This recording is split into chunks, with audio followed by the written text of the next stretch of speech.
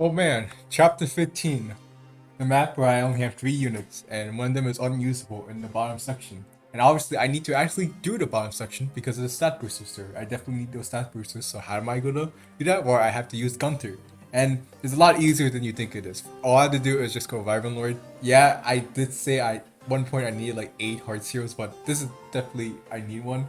And I do need a flyer for next map anyways. So, yeah, this is basically, I use a defense and HP tonic for like defense, which is needed, and then attack, which is very needed at later on the map. So here's the crazy thing here. So what do you do when you have a unit? Well, what if I told you that I used this said unit called Gunter, and I equipped a weapon on him, and then I clicked the button of wait, and then he just happened to attack an enemy.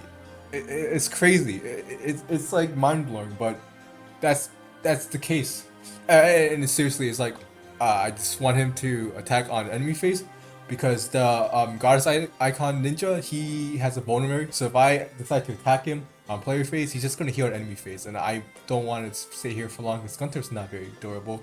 And he's gonna keep on getting weaker as he stays here. So yeah, I definitely needed to be on enemy phase, and then kill him on player phase, and then just use a sword to heal. This is top part is basically me just like healing up. And yeah, so Gunter will be fine on here. And actually, that ninja also had a vulnerable, so he healed. So if I, for example, attack the goddess icon ninja on player phase, he would have just healed. So yeah, that was very needed. And now here's the other insane thing. I go to an enemy and I click attack. Mind blowing. And anyways, that enemy is just like it takes 2 shots. I mean, I can't one shot any of these enemies. So I mean, he also lost level. So yeah, I just attack it and he'll just suicide enemy face. He doesn't have like a javelin or a vulnerary, so yeah, he's gonna die. And just with the HP tonic and defense tonic, I have just enough like durability to survive. Actually, yeah, I think I don't know if I was exactly fine because of the shield gauge. I had cases where I had like 4 HP left after enemy phase, so 13's pretty good.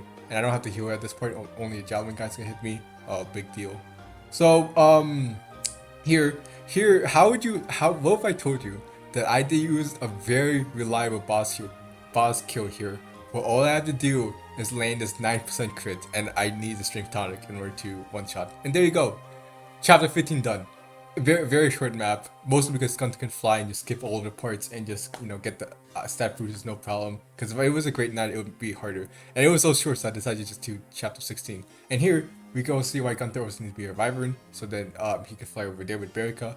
Basically, I am gonna copy Karma strat for chapter 16. I'm gonna have Camilla, Gunter, and Berica fly off so they can go to the soldiers and talk to them, and then and I'll just kill the bomb left one. So it's also important here that I focus on supports. I want to get Selena and Selena some supports because she's getting very weak. So faster she gets supports, the better. So I don't have to deal with really shit stats. I just use Leo to take out all of these enemies because I have to later on, and it's not a big deal for me. And I actually using the Kodachi on Selena, which is very surprising. Like I wasn't expecting to, but I am. I forgot why specifically. I'm pretty sure I have to do just equip weapons less. Like I don't have to switch between an iron sword and a bow. I guess you just be less lazy. So yeah, there's gonna be some waiting, like, cause Leo killed all the enemies. Now it's just like, okay, I'm just gonna build support on Selena, and get the other flyers in position, and just wait. Because if you for some reason don't know how this map works, I'm not sure why you're watching this video. I think you should be watching a regular Conquest run.